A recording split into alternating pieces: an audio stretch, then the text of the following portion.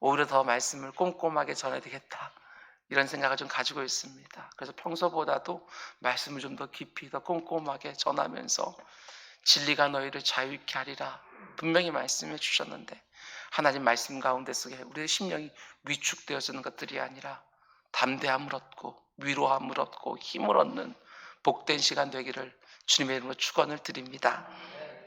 히브리서 11장 인물 강의 8번째 시간입니다. 오늘 말씀의 제목은 믿음으로 일평생을 살아가다가 죽을 때도 믿음으로 죽는 성도들, 이런 제목으로 말씀 전하도록 하겠습니다.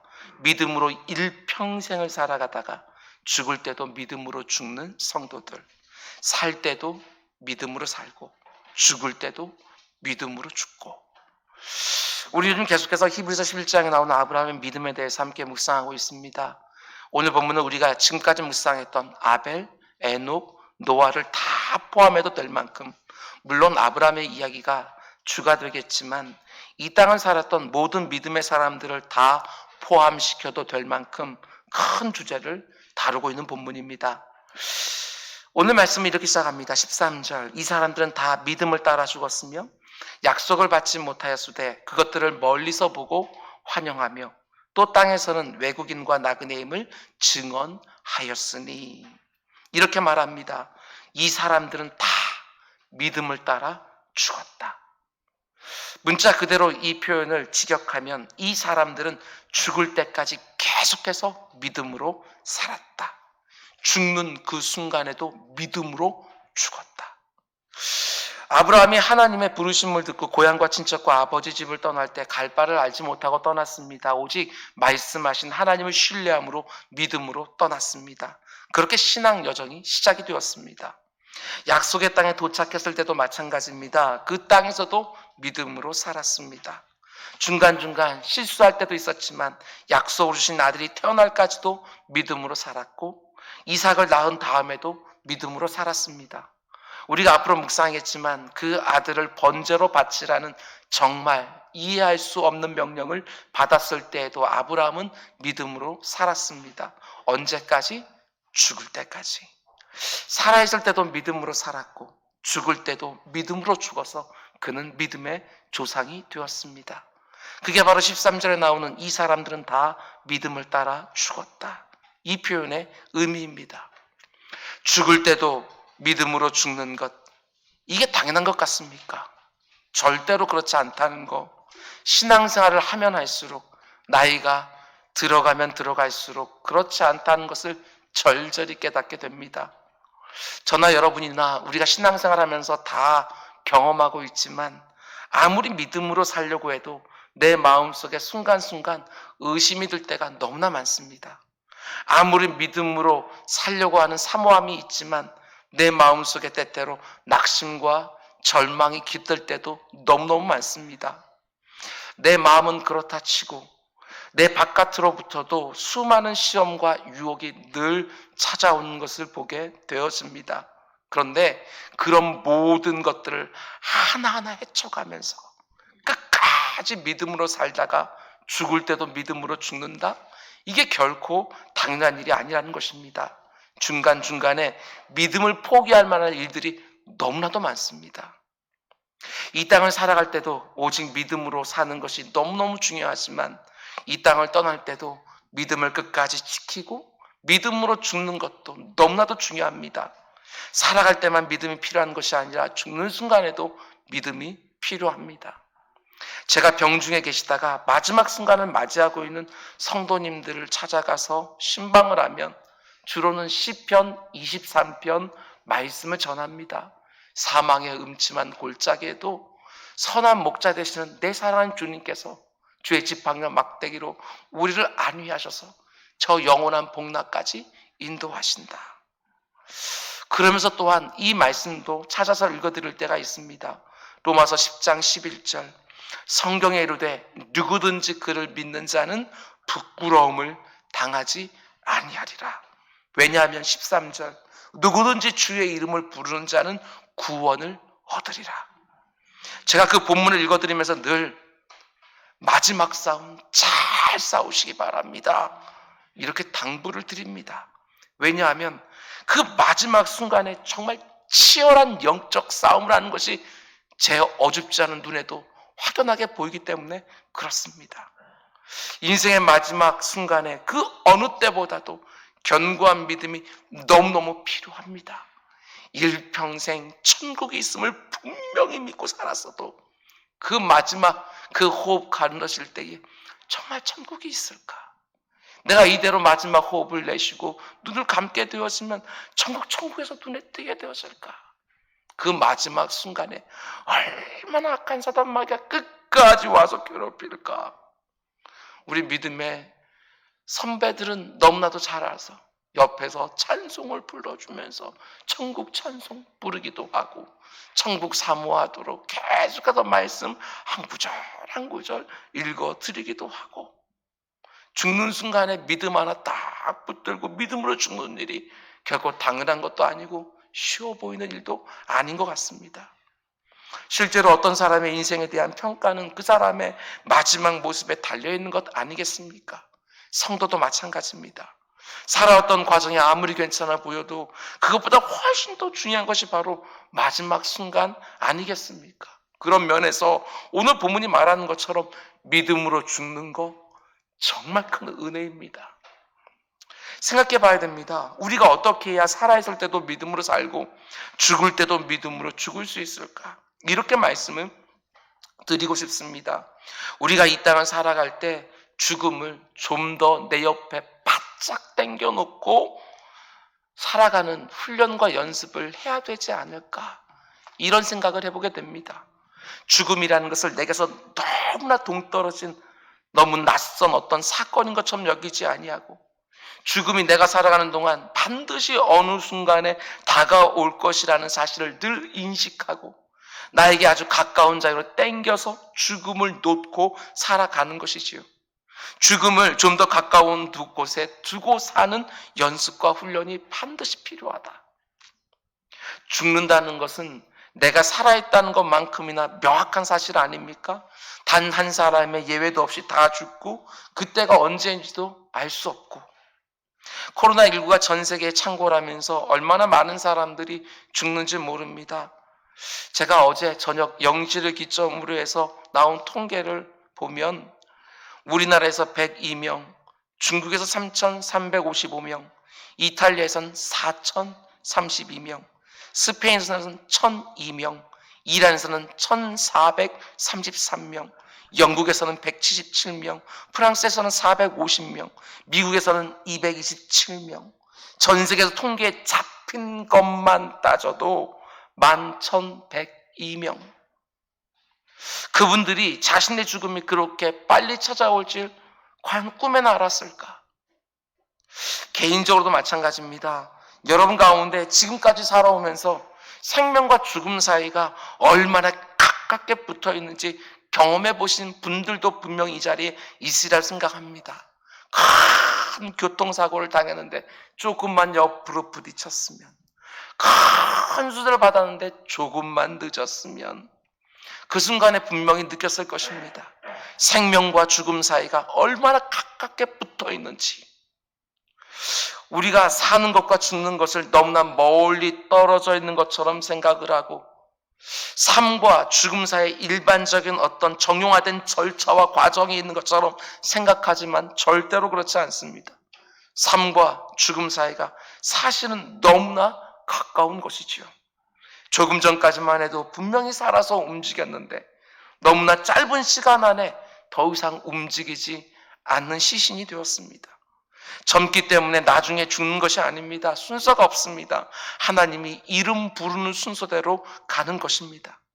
사람들의 수명이 80이 넘고 90이 넘고 100세, 120세 바라보는 시대가 곧 열리겠지만 죽을 때도 믿음으로 죽기를 원한다면 살아있을 때 죽음을 좀 더 내 옆에 가까이 두고 살아야 됩니다. 그래야 당황하지 않습니다. 죽을 때 그래야 믿음이 흔들리지 않습니다. 이런 생각도 해보았습니다. 죽을 때도 믿음으로 죽는 것은 오랜 세월 동안 준비하고 연습한 결과가 아닐까. 사도 바울의 경우가 그렇습니다. 사도 바울이 총 13권의 서신서들을 쓰는데 고린도전서는 그의 사역 초기에 쓴 서신서입니다. 상대적으로 젊었을 때 쓴 서신서가 고린도전서이지요. 그런데 그 고린도전서 15장 31절에 뭐라고 고백하느냐? 나는 날마다 죽노라. I die every day. 무슨 말입니까? 사도 바울이 죽음을 날마다 가까운 곳에 두고 날마다 실제로 경험하면서 날마다 생각하며 살았다는 것입니다. 자기 자신을 부정하는 과정을 통해서 날마다 죽음을 경험하며 하루하루를 살았던 것이지요. 실제로 그의 삶이 그랬습니다. 1차, 2차, 3차 그리고 마지막 로마에 가는 4차까지 계속해서 전도 여행이 이어집니다. 무려 17,000km가 넘는 거리를 선교 여행을 돌아다닙니다. 이 마을에서 저 마을로, 저 마을에서 이 마을로. 루스드라에 있을 때는 돌에 맞아서 거의 사람들이 죽은 줄 알고 성 밖에 내다 던졌습니다. 이내 정신을 차리고 루스드라 성에 다시 들어가서 복음을 전하기 시작합니다. 빌립보에서는 정말 죽을 만큼 매를 맞았습니다. 핏두성이가 되어서 감옥에서 깨어나서 그 한밤중에 찬송하고 기도하기 시작을 했습니다. 그가 고백하는 것처럼 파선당한 적도 여러 번 있었고 굶주릴 때도 많았고 강도 만날 때도 많았고 추위에 떨었고 그 가운데 속에 사도 바울은 정말 죽음의 고비들을 늘 곁에 두고 살았을 것입니다. 이 마을에서는 정말 감사하게도 조금 맞고 그냥 끝났지만 다음 마을로 들어갈 때는 또 어떤 일이 있을까? 저 마을에 들어가면서 내가 혹시 죽지는 않을까? 그는 언제나 죽음을 목전에 두고 살아갔습니다. 나는 날마다 죽노라. 이런 생각이 들었습니다. 사도 바울이 죽음을 이렇게 곁에 가까이 두고 이 땅을 살았기 때문에 마지막 죽는 순간까지 순전한 믿음으로 살 수 있지 않았을까? 죽음을 늘 가까이 두고 살았기 때문에 늘 하나님의 심판과 상급도 생각하며 살았을 것이고 이게 바로 사도 바울에게 있었던 경건의 비밀이 아니었을까? 근데 우리가 죽음을 이렇게 가까이 두고 사는 훈련과 연습을 하기 위해서는 그 무엇보다도 죽음에 대한 인식이 하나님을 모르는 불신자들과는 분명히 달라야 합니다. 하나님을 모르는 사람들은 이 세상이 전부입니다. 이 땅에 쌓아놓고 이 땅에서 평가받고 이 땅에서 즐겁고 행복하면 되는 것처럼 살아갑니다. 그래서 죽음을 엄청난 손실로 불행으로 형벌이라고 생각합니다. 아니 죽음에 대한 생각 자체를 안 하려고 애를 씁니다. 죽을 때 죽더라도 지금 잘 살아야겠다고 지금 누려야 되겠다고 지금 풍족해야겠다고 생각을 하지 특별한 상황이 되지 않는 한 나이가 아주 고령이 되었거나 심각한 불치병에 걸리지 않는 한 할 수만 있으면 죽음을 외면하려고 합니다. 왜 이렇게 하지요? 죽음을 어마어마한 불행과 고통과 손실로 생각하기 때문에 그렇습니다. 그러나 하나님을 믿는 우리는 죽음을 그렇게 보지 않습니다. 예수님께서 이 땅에 우리와 똑같은 몸을 입고 오셔서 우리의 죄를 대신 지시고 십자가 달려서 돌아가시고 사흘 만에 부활하심으로 사망의 권세와 질고를 다 깨뜨려 주셨습니다. 자신만 부활한 것이 아니라 우리의 부활의 첫 열매가 되어 주셨다고 분명히 말씀해 주셨습니다. 그리고 그 부활을 통해서 성도인 저와 여러분에게 사망을 보는 죽음을 보는 전혀 다른 눈을 열어 주셨다는 것입니다. 다시 말씀드립니다. 예수 그리스도의 부활을 통하여 그 부활을 믿는 성도들에게는 죽음이라는 것을 보는 전혀 다른 눈을 열어주신 거예요. 우리가 예수님을 믿는 성도가 되었다고 해서 죽지 않는 거 절대로 아닙니다. 우리도 죽습니다. 그러나 부활과 영원한 생명을 믿는 우리 성도들은 죽음을 단지 손실, 불행, 형벌 이렇게 생각하지 않는다는 것이죠. 예수 그리스도께서 십자가에 달려서 우리가 지은 죄에 해당하는 모든 형벌을 대신 다 받으시고 예수 그리스도께서 부활의 첫 열매가 되셔서 사망의 권세를 다 무너뜨려 놓으셨기 때문에 우리 성도들 역시 죽음이라는 과정을 거치긴 하지만 불신자들처럼 죽음을 단지 손실, 불행, 형벌 이런 식으로 생각하지 않는다는 사실입니다. 사도 바울은 죽음에 대해서 너무나도 담대합니다. 왜냐하면 그는 부활과 영원한 생명을 믿고 있었기 때문에 죽음이 직면했다는 그 상황 속에서도 그 가운데 겁내지 않습니다. 왜? 늘 죽음을 옆에 두고 살아가는 연습과 훈련을 했기 때문에 그는 담대하게 소리칩니다. 고린도전서 15장 55절 사망아 너의 승리가 어디 있느냐? 사망아, 네가 쏘는 것이 어디 있느냐? 우리 성도들 역시도 육체는 분명히 무너질 때가 있겠지만 우리 성도들은 사망에 져서 죽는 게 아니에요. 하나님이 정하신 이 지에 따라서 우리는 죽는 것이지 사망에 굴복해서 죽는 것이 우리는 아니라고요. 사도 바울이 죽음을 이렇게 보고 있기 때문에 또 이렇게 고백할 수 있었습니다. 빌립보서 1장 21절 이하의 말씀입니다. 이는 내게 사는 것이 그리스도니 죽는 것도 유익합니다. 그러나 만일 육신으로 사는 이것이 내 일의 열매일진데 무엇을 택해야 하는지 나는 알지 못하노라. 내가 그 둘 사이에 끼었으니 삶과 죽음 사이에 끼었으니 차라리 세상을 떠나서 그리스도와 함께 있는 것이 훨씬 더 좋은 일이라. 그렇게 하고 싶으나 내가 육신으로 있는 것이 너희를 위하여 더 유익하리라. 사도 바울이 이렇게 말합니다. 내게 사는 것이 그리스도니 죽는 것도 유익함이라. 사는 것도 유익하고 죽는 것도 유익하고 묵상하면 묵상할수록 정말 기가 막힌 고백이에요. 사는 것도 예수 믿고 나니까 그 의미와 가치가 달라졌습니다. 죽는 것도 예수 믿고 나니까 그 의미와 가치가 달라졌습니다. 예수 믿고 나니까 사는 것도 의미가 달라지고 죽는 것도 의미가 달라지고. 사도 바울이 이 표현을 좀 더 생각해 보려고 합니다. 죽는 것도 내게 유익합니다. 그런데 왜 죽는 것도 자기에게 유익하다고 사도 바울이 말했을까? 생각해 보시기 바랍니다. 우리가 육신을 가지고 이 땅을 살아가기 때문에 우리의 삶에 얼마나 많은 탄식과 아픔이 있는지 몰라요. 우리가 하나님의 말씀에 온전히 순종하게 살기를 원치 않습니까? 근데 문제는 내 육신 안에 그 말씀을 늘 거스르는 죄된 욕망이 늘 느껴지는 거예요. 마음으로는 원이로되 육신이 약하다고 악하다고 늘 말할 수밖에 없는 그 뿌리 깊은 죄된 욕망이 믿음으로 너무나 살고 싶기를 원하는 나를 늘 넘어뜨리는 거예요. 그래서 늘 절망하고 늘 탄식하죠. 사도 바울 자신도 이게 너무나 낙심이 되어서 로마서 7장에서 이렇게 탄식합니다. 내가 원하는 바 선은 행하지 아니하고 도리어 원하지 아니하는 바 악은 행하는도다. 이게 얼마나 답답했을까. 내가 원하는 것은 선이에요. 선을 너무나도 행하고 싶은 거예요. 근데 실제로 내가 하는 걸 보면 늘 악한 거예요. 정말 이렇게 하고 싶은데 늘 하는 거 보면 저렇게 하고 있는 것이지요. 여러분, 이 싸움들 하고 계십니까? 이 싸움을 하면 탄식할 수밖에 없습니다. 정말 이렇게 살고 싶은데 늘 저렇게 하고 있는 내 모습을 보게 되었으면 정말 탄식할 수밖에 없어요.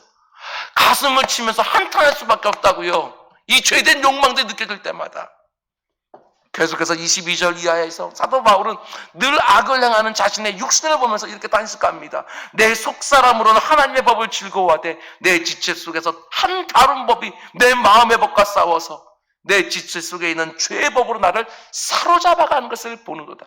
오라, 나는 곤고한 사람이로다. 이 사망을 보면서 누가 나를 건져내랴. 신앙 연륜이 점점 더해지면 이 갈등이 없겠습니까? 아니요, 더 갈등이 치열해지겠지.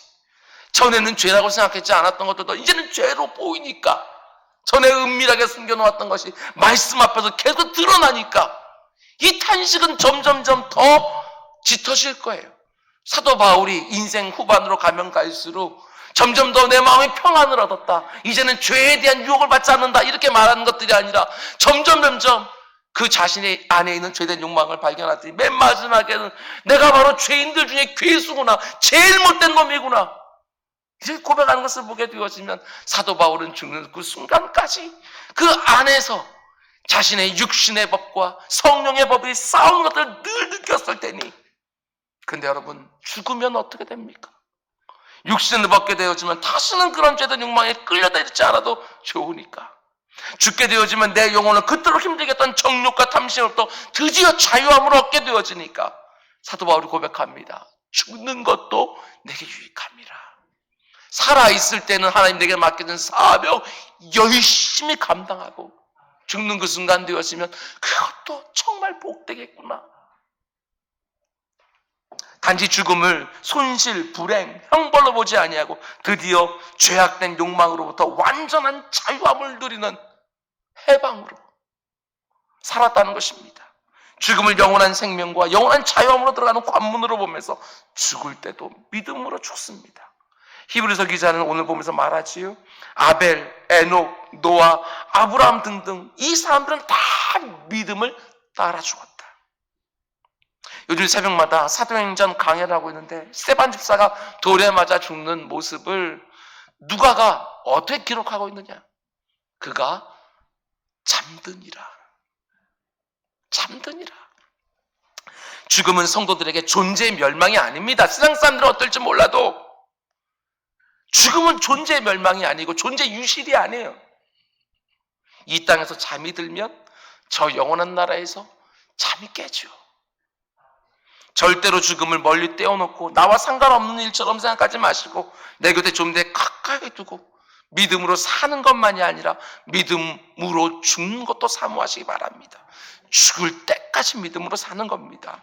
죽음을 바로 옆에 놓고 내 인생의 심판과 상급을 결정하는 하나님을 늘 의식하면서 내게 맡겨진 일에 더욱 충성하고 더욱 성실하게 살고 한정된 거 알기에 더욱 시간 아껴 살고 더 사랑하고 더 섬기고 제대로 살고 바르게 살아가는 우리 모두가 될 수 있길 주님의 이름으로 축원을 드립니다.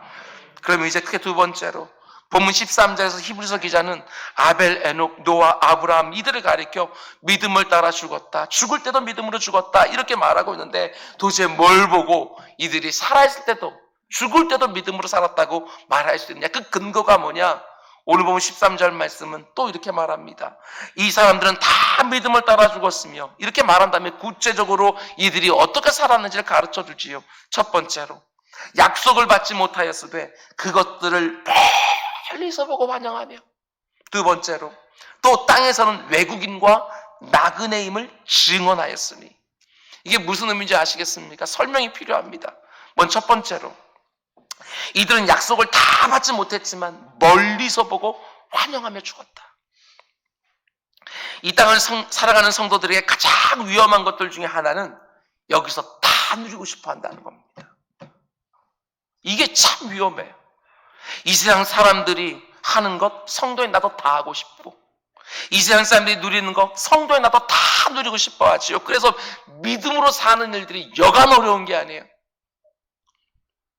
히브리서 11장에 나오는 믿음의 사람들의 특징은 하나님께 받은 약속들이 성취되는 것을 보고 그 약속이 성취되어서 누리기도 했지만 그 받은 약속들이 다 이루어지지 않았음에도 불구하고, 다 누리지 못했음에도 불구하고 약속의 성취를 멀리서 바라보면서도 환영하며 즐거워했다.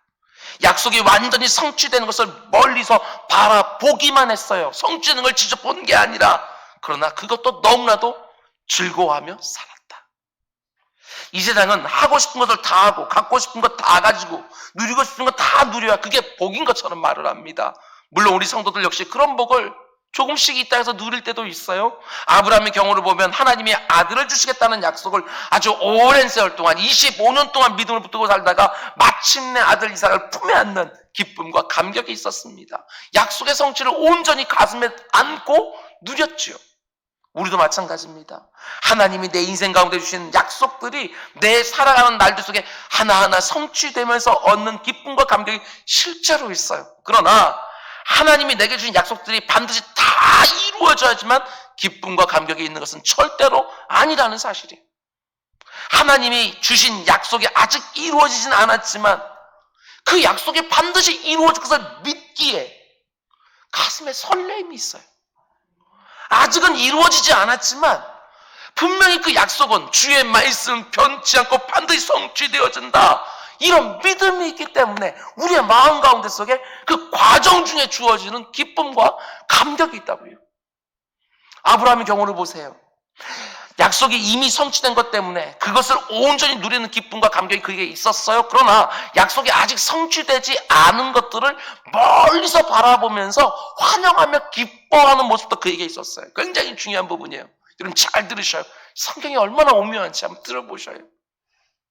아브라함이 하나님이 약속해 주신 아들 이삭을 품에 안았습니다. 하나님이 약속의 성취를 주신 아들을 마음껏 지금 누리고 있어요. 근데 중요한 게 뭐냐? 우리 다음 시간에 좀 더 묵상하겠지만 아들 이삭을 얻은 것이 하나님이 주신 약속의 최종적인 성취는 아니라는 것을 이내 그가 깨닫게 되었습니다. 전부를 다 얻은 것 같지만 그 아들을 얻고 나서 이게 하나님이 내게 주신 약속의 최종적인 성취가 아니라는 것을 이내 깨닫게 되었었는 거예요. 아들 이삭을 얻은 다음에 아브라함의 눈이 확 하고 열리는 순간, 그러면서 아들 이삭 속에 담겨있는 최종적인 약속의 성취를 다시 보기 시작을 하는 거예요. 또다시 그 최종적인 약속의 성취를 멀리서 바라보기 시작을 했다는 것입니다. 너무 멀리 있어서 자기가 살아있는 동안 그 성취를 실제로 보지를 못하겠지만 멀리서 그 약속의 성취될 것을 믿음으로 바라보면서 환영했어요, 열렬히. 그게 무엇입니까? 지금 하나님의 약속이 성취되어서 자기 품에 안겨 있는 아들 이삭을 충분히 지금 누리고 있는데 또 다른 영적인 갈망이 그 안에 생겨요. 아니, 모든 믿는 사람들은 약속의 성취를 보면 또 다른 욕구가 생기게 되어 있어요. 그게 뭐냐? 생각해 보셔요. 하나님이 왜 아브라함을 고향과 친척과 아브라함의 집에서 아버지의 집에서 떠나라고 했습니까? 하나님 왜 아기를 낳지 못하는 노부부에게 아들을 주시겠다고 약속해 주셨습니까? 하나님 원하시기만 하면 75세 때 불렀다가 76세 때도 얼마든지 아들을 주실 수 있는데 왜 25년 동안 아들을 주지 않으면서 그에게 믿음을 요구하셨겠습니까? 다른 게 아니에요. 아브라함을 믿음의 조상으로 만들기 원하셨잖아요. 조상이란 말은 후손들이 있다는 말 아니에요? 그를 통해서 오직 하나님만 의지하고 섬기는 경건한 가정을 만들고 가계를 이루는 것. 아들 이삭을 딱 안고 있지만 하나님께서 그에게 보여준 약속은 그 아들 이삭 하나뿐만 아니라 하늘의 별과 같고 바닷가의 모래와 같은 수많은 후손들의 약속이에요. 이삭을 하나 안고 있지만 그 이삭은 약속의 성취의 시작일 뿐이지 진짜 약속의 성취는 아직까지 멀었다고요. 그걸 멀리서 바라보면서 아브라함이 환영하고 즐거워하는 거예요. 그 가계를 통해서 오직 하나님만 의지하고 섬기는 거룩한 제사장 나라가 이루어질 때까지. 그러니까 아브라함이 지금 약속의 성취로 이삭을 누리고 있지만 이삭이 최종적인 약속의 성취가 아니라는 것입니다. 원대한 하나님의 계획 가운데 아주 작은 약속이 아브라함이 하나 딱 일어났을 뿐이지. 아브라함은 이삭만 딱 보게 될 뿐이지. 이삭은 야곱과 에서만 볼 뿐이지. 야곱은 12명의 아들을 볼 뿐이지. 계속해서 나아가면서 그 약속들은 성취돼서 나가는 거예요. 이스라엘 민족이 하나님만 섬기는 출애굽에서 언약을 맺는 그러면 거기서 끝납니까? 그렇지 않아요. 뭐가 최종적인 약속의 성취입니까? 예수 그리스도가 이 땅에 오시는 것. 우리 구주 이 땅에 오시는 것. 그게 최종적인 약속이잖아요. 아브라함을 믿음의 조상으로 삼아서 그 후손을 통하여 이 세상을 죄에서 건져내 구세주를 보내주시는 것. 이게 바로 하나님이 아벨과 에녹과 노아와 아브라함 등등 구약시대를 살았던 모든 믿음의 사람들에게 주신 모든 약속들의 최종적인 성취죠. 그래서 아브라함이 비록 약속의 성취로 아들 이삭을 품에 안고 마음껏 그 아들을 누리고 있었지만 언제 이루어질지 모르는 하나님의 최종적인 약속의 성취, 정말 진짜 언약의 아들 예수 그리스도가 이 땅에 오신 그날을 아주 멀리서 보고 환영하며 즐거워했다. 그렇습니다. 하나님이 주신 약속이 이루어지기까지를 믿음으로 붙잡고 살았던 모든 신앙의 위인들은 바로 이 날을 멀리서 바라보면서 다 살았습니다. 아담과 하와가 창세기 3장에서 범죄한 이후에 하나님께서 주셨던 그 원시복음, 여자의 후손이 나와서 저 뱀의 머리를 밟으리라 약속하시면서 구원 계획들이 쫙 이어져 나가는데 아브라함은요 그 중에서 한 일부분이에요. 일부분. 정말 경전과 같이 창세기 12장에도 쭉 하나님이 선택을 해서 그로부터 시작하는 믿음의 조상만들 쭉 나가는 그 원대한 구원 계획 가운데 아브라함 거기 하나 경점으로 있는 것이고, 이삭은요 아브라함에게 하나님의 약속이 얼마나 신실한지 얼마나 정확하게 이루어지는지를 보여주려고 불가능해 보이는 상황 가운데 속에서 그 이삭을 주면서 하나님의 약속은 반드시 성취되어지는구나. 그렇다면 아들 예수 그리스도를 이 땅에 보내서 구원자로 주시는 그 약속은 반드시 성취되겠구나. 이걸 느끼게 되었습니다. 믿음을 살던 모든 사람들은 그 나름대로 인생 가운데 약속의 성취들이 분명히 있었을 거예요. 그러나 그게 최종적인 것은 아니라고요. 최종적인 것은 우리 구주 예수 그리스도 이 땅에 오셔서 모든 인생들의 죄를 지고 십자가를 대신 죽으시고 우리에게 부활의 영원의 생명 활짝 열어놓는 것, 그 순간은 멀리서 바라보면서 그들은 믿음으로 죽는 거예요. 성경이 이 사실을 분명히 말해줘요. 기가 막혀요. 신약의 사도 바울이 이 원대한 하나님의 계획을 그가 눈 열려서 보여요. 성령 하나님 분명히 깨닫게 해줬을 거예요. 사도 바울이 갈라디아에서 뭐라고 말하느냐? 하나님이 아브라함에게 주신 자녀에 대한 약속을 예수 그리스도와 그가 연결시킨 것을 보게 되죠. 어마어마한 해석이에요. 갈라디아 3장 16절. 이 약속들은 이게 단수가 아니에요. 약속들이에요. 모든 믿는 사람들이 주신 그 약속들, 아브라함과 그 자손들에게 말씀하신 건데 여럿을 가리켜 그 자손들이라고 하지 않냐고. 그게 최종적인 약속의 성취가 아니라는 거예요. 오직 한 사람을 가리켜 네 자손이라 하였으니 곧 그리스도라. 오직 한 사람, 이삭을 얻었어요. 그런데 그게 네 후손이 아니라 그 네 후손 가운데 속에 곧 그리스도시니라. 자기 품에 안겨 있는 약속의 아들 이삭만 바라보는 아브라함의 눈을 하나님이 확 하고 열어주셔요. 약속의 성취인 이삭을 바라보면서 하나님의 최종적인 약속의 성취인 예수 그리스도를 바라보라고 말씀하시는 것이지요. 놀랍지 않습니까? 여러분, 예수님도 직접 이렇게 말씀해 주셨어요. 요한복음 8장 56절. 너희 조상 아브라함은 나의 때, 내가 오는 이 때를 볼 것을 즐거워하다가 보고 기뻐하느니라.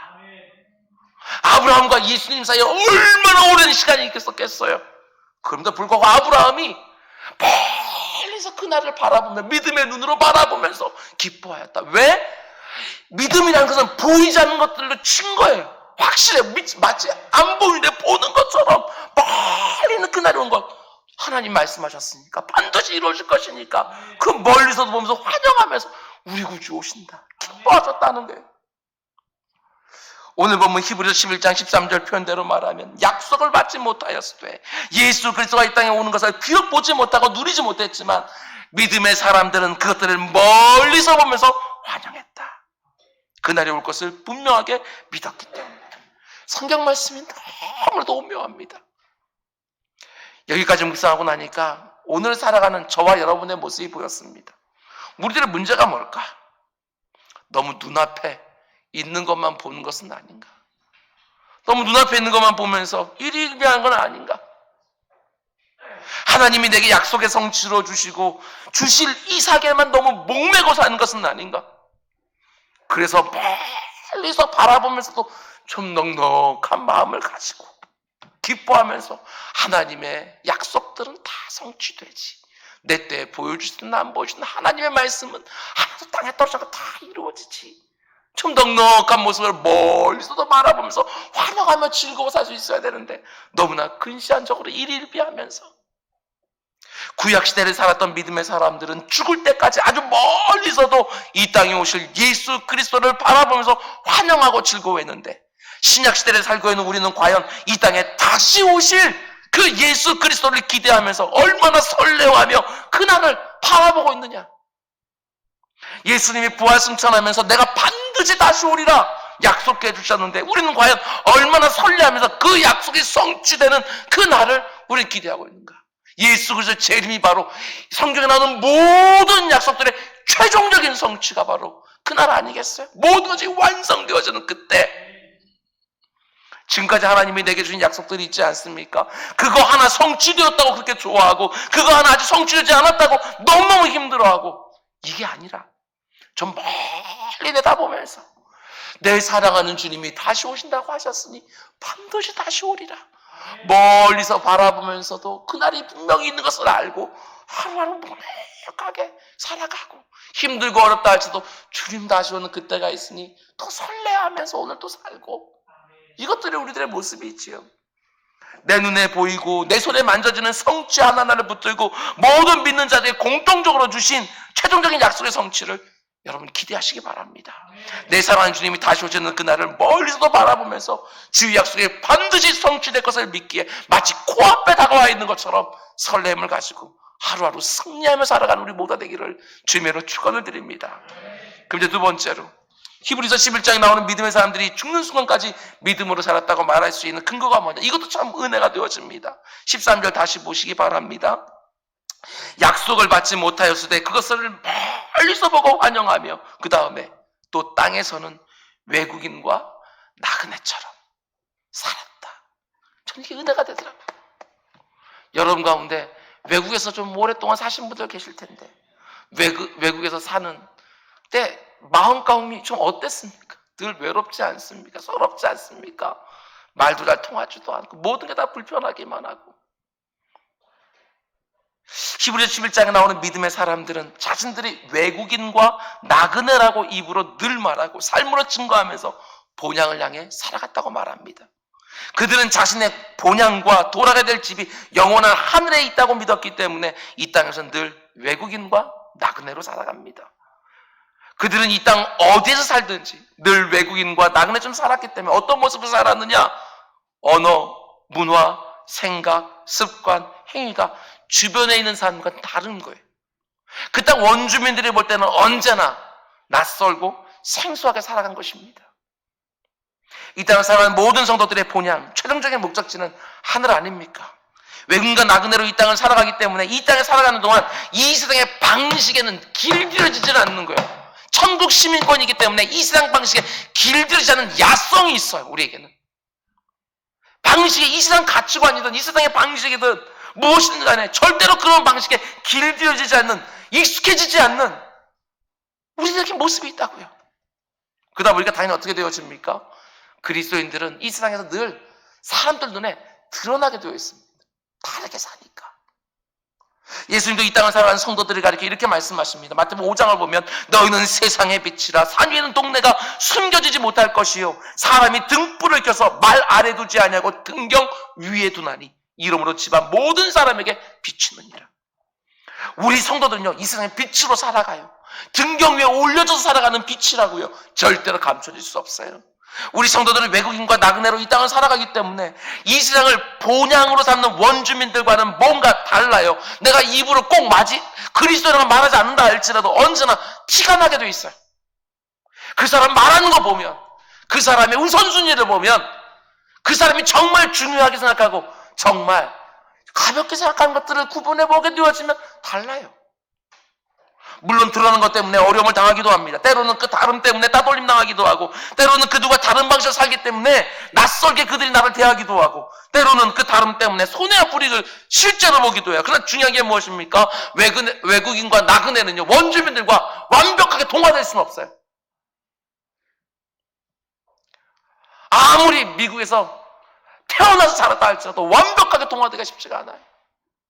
동화되지 못하기 때문에 이 땅 어디를 다녀도 외로움을 느껴요. 외로움을 느낀다고요. 외로움을 느껴서 본향인 천국을 우리는 더 그리워하게 돼 있어요. 그런데 언제 우리 성도들이 본향으로 마침내 돌아가게 됩니까? 하나님 내 이름 부르시면 본향으로 돌아가요. 그렇게 그리워하던 본향으로 돌아가요. 이 땅에서 외국인으로 사는 그 외로움도 드디어 끝내고, 이 땅에서 나그네로 사는 그 서름도 드디어 끝내고 본향으로 돌아가요.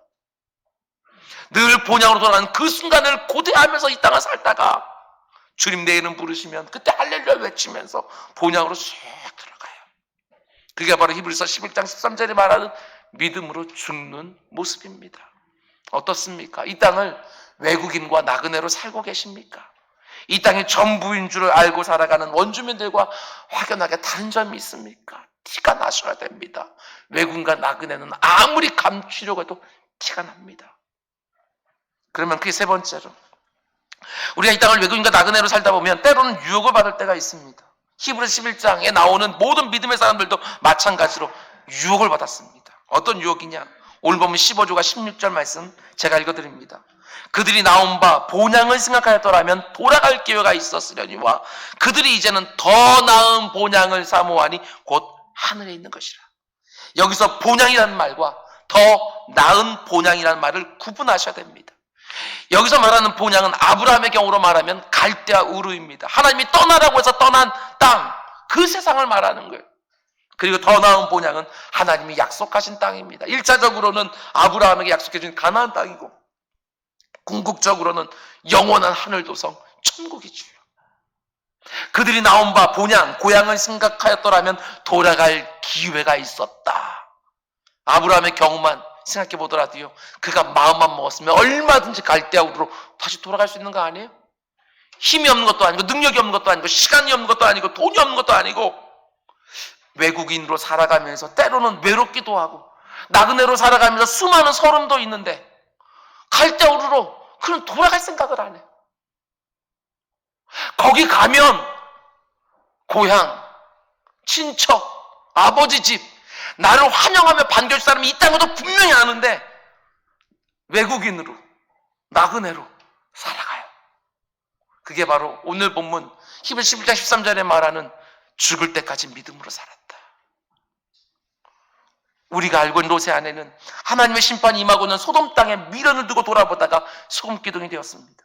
돌아봤기 때문에 소금 기둥이 된 게 아니라 마음이 떠나지 못했어요. 하나님의 심판과 구원이 딱 갈라지는 그 영광스러운 순간 생각해 보세요. 여러분들 알고 있는 롯의 아내가 도망가다 뒤를 돌아보는 모습, 저쪽에서 자기가 떠나온 소돔과 고모라가 있어요. 거기에 불과 유황이 떨어지면 심판이 임하고 있고 저쪽엔 영광스러운 구원이 있어요. 구원과 심판이 딱 갈라지는 그 지점에서 뒤를 돌아봅니다. 마음을 끊어내지 못하는 거예요. 더 나은 본향으로 하나님을 이끄시려고 하는데 그는 익숙한 본향을 뒤돌아봅니다. 출애굽한 이스라엘 백성들이 얼마나 자주 하나님 앞에 불평하고 원망했는지 모릅니다. 늘 자기들이 떠나온 그 애굽을 그리워해요. 누가 우리에게 고기를 주어 먹게 하랴. 우리가 애굽에 있을 때는 값없이 생선과 우유와 참외와 부추와 파와 마늘을 먹은 것이 생각나거늘 이렇게 불평 원망하면서 자기들을 구원해 주신 하나님의 마음을 갈기갈기 찢어놓는 거예요. 애굽에서 종으로 있다가 드디어 자유인이 되는 영광을 얻었는데 나그네 길에서 겪는 그 수고와 어려움 때문에 틈만 나면 불평하고 원망하고 전에 누리던 그 초라한 것을 늘 그리워하며 떠나온 애굽으로 다시 돌아오고 싶어하는 그 마음. 우리도 그래, 우리도. 애굽에서 종로로 살 때가 오히려 더 그리워 보이는, 더 좋아 보이는 그때가 더 좋았다. 예수 안 믿었던 내가 더 좋았다, 그때가. 이런 유혹에 있어서 늘 우리도 돌아가고 싶어하는 유혹을 느끼는 거예요. 이게 참 엉터리 같은 모습인데 역사학자들이 이렇게 말합니다. 과거와 현재가 싸우면 늘 과거가 이긴다. 현재가 훨씬 더 과거보다 더 살기 좋아서는 불구하고 과거하고 현재하고 싸우면 늘 과거가 이긴대요. 그때가 더 좋았는데. 악한 사단 마귀가 끝없이 우리를 부추기면서 예수 안 믿을 때가 더 좋았다고 생각하는 욕구들을 계속 집어넣는 거예요. 믿음으로 더 나은 본향을 향해 가고 있는 우리의 뒷덜미를 계속 잡아요. 본향을 가지고. 흔들리지 마시기 바랍니다. 귀담아 듣지 마시기 바랍니다. 그러면 내 입에서도 허망한 소리가 나오기 시작하는 거예요. 그때가 더 좋았다. 사도 바울이 그 수많은 세월을 하나님께 충성하고 노년에 감옥에 갇혀서 이렇게 고백합니다. 빌립보 3장. 내가 이미 얻었다 함도 아니요 온전히 이루었다 함도 아니라 오직 내가 그리스도 예수께 잡힌 바 된 그것을 잡으려고 달려가노라. 형제들아, 나는 아직 내가 잡은 줄로 여기지 아니하고 오직 한 일 뒤에 있는 것은 잊어버리고 앞에 있는 것을 잡으려고 표대를 향하여 그리스도 예수 안에서 하나님의 위에서 부르신 부름의 상을 위하여 어떻게 해요? 달려가노라.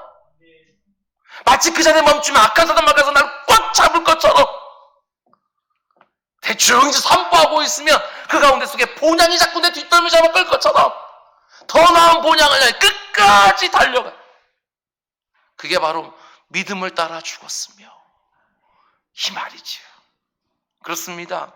죽는 그 순간까지 믿음으로 더 나은 본향을 향해 달려가는 것입니다. 아무리 이 세상이 더 나은 본향을 향해 달려가는 내 앞에 수많은 장애물을 놓고 함정을 파고 유혹한다 할지라도 절대로 걸려 넘어지지 않고 그 믿음의 길을 중단하지 않는 거예요. 결코 떠나온 것을 뒤돌아보지 말라는 거예요.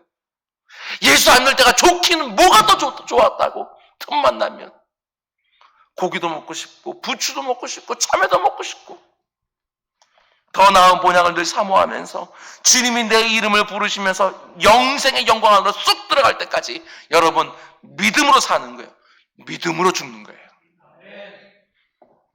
마지막 네 번째로 중요한 것은요, 우리가 이렇게 이 땅을 살아갈 때 하나님이 우리를 왜 예배해 놓으신 것도 있다는 것입니다. 16절 말씀 우리 같이 읽을까요? 16절 시작. 그들이 이제는 더 나은 본향을 사모하니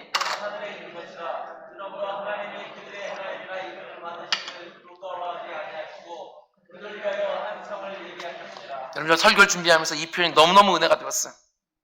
하나님이 그들의 하나님의 일컬음 받는 것을 부끄러워하지 않으시고 기뻐하시고 즐거워하신다. 하나님이 자신을 죽을 때까지 끝까지 믿고 더 나은 본향을 향해 묵묵히 걸어가는 그 사람들을 이렇게 소개해줘요. 저들을 봐라. 내가 바로 저들이 하나님이라. 이렇게 말하는 것을 부끄러워하지 않고 창피하지 않고 자랑스러워하면서 너무 행복해한대. 저와 여러분은 또 마찬가지로 정말 초라한 사람이 사람들 마음도 와서 나 막 아는 척하고 막 친한 척 막 하면 우리 부끄럽기도 하잖아요. 솔직히. 그런데 여러분, 우리 인생이 얼마나 엉터리입니까? 얼마나 냄새나고 얼마나 형편하고 얼마나 초라합니까? 너무나도 연약하고 보잘것없고 형편없는 우리를 가리키며 하나님이 그 만왕의 왕 만군의 주가 되시는 그분이 내가 바로 저들의 하나님이라 그렇게 말하는 것을 너무 자랑스러워 즐거워하신대. 내가 너무 사랑하는 그 하나님이 나를 보면서 너무 흐뭇해 하시면서 이렇게 내 자신을 이렇게 소개해준다고 한번 생각해 보셔요. 오재호 목사 살아가는 것 좀 한번 봐봐라. 내가 저 오재호 목사 하나님이야. 하나님 이렇게 말씀해서 생각해 보셔. 거꾸로 매달려 이 땅을 산다 할지라도 저 영원한 하늘나라에서 얼마나 그것이 복될까. 뿐만 아니라 하나님이 살 때도 믿음으로 살고 죽을 때도 믿음으로 죽는 성도들을 위해서 뭘 예비해 놓았다고 말씀하십니까? 16절. 하나님이 그들을 위하여 한 성을 예비해 놓으셨다. 하나님 예비한 성은 어떤 성입니까?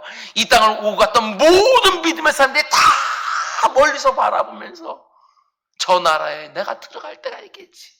예, 개인적인 죽음으로 들어간 나라겠지만 예수 그리스도의 재림으로 말미암아 완벽히 이 땅 가운데 속에 하나님 나라가 임하는 그 순간 영원한 새 예루살렘이 이 땅에 내려와서 하나님의 나라가 완전히 이루어지는 그 순간을 멀리서 바라보면서 그들은 마치 하나님 나라가 완성된 것처럼 즐거워하는 하나님의 성도들이에요. 이단들이 말하는 14만 4천 명만 딱 들어가는 천국 도성이 아니라 구약과 신약과 이 땅을 믿음으로 살다가 믿음으로 죽은 모든 진실한 성도들이 다 들어갈 수 있는 넉넉한 하나님의 영원한 도성을 하나님 예비해 놓았다고 말씀하시는 거예요. 그러므로 그 영원한 도성에 여러분 진짜 풍요가 있습니다. 성경 우리가 믿는다면서요. 그 땅에, 그 나라에, 그 성에 진짜 완벽한 안식이 있어요. 이 세상에서 내가 누렸던 그 어떤 것도 비교할 수 없는 아름다움과 존귀함이 영원히 쇠하지 않는 영광이 그 나라에 있어요. 하나님이 나를 위해서 예비 놓으셨다고 한다면 예비되어 있는 거 아니에요? 그 영광스러운 도성을 바라보며 믿음으로 이 땅 사는 거지요. 죽을 때도 하나님이 예비 놓으신 그 도성을 믿음으로 바라보면서 살아가는 거예요. 우리 모두가 이 땅 살아가는 동안에 이런 일 저런 일 얼마나 많이 있겠습니까? 요즘같이 이렇게 험악한 일들 당하면서 너무나도 당혹스러운 맞고 있지만 앞으로 사는 날 동안에 이것보다 더 엉터리 같은 일들이 더 얼마나 많이 생기겠습니까?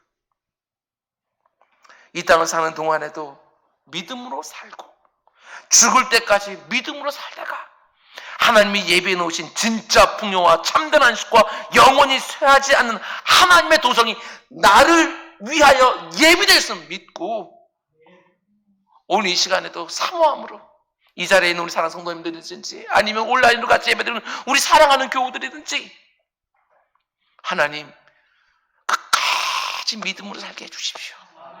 지금도 믿음으로 살게 해주십시오. 지금 모든 것들이 성취되지 않았지만 멀리서 그것도 예수를 재료로 말미암아 모든 어그러진 것들 다 바로 잡혀 있는 그때에 주의 신실한 모든 백성들이 저 영원한 도성에 들어가서 정말 영원한 안식과 참된 평안과 영광을 누릴 그날을 벌써 바라보면서 오늘의 힘겨운 모든 것들을 또 이겨내고 또 견뎌내고 또 버티고 넘어가는 것이지요. 오직 믿음으로 살아가면서 더 나은 본향에 단 한 사람도 이탈자 없이 다 들어가는 은혜가 우리 가운데 주어지기를 주님의 이름으로 축원드립니다. 기도하겠습니다.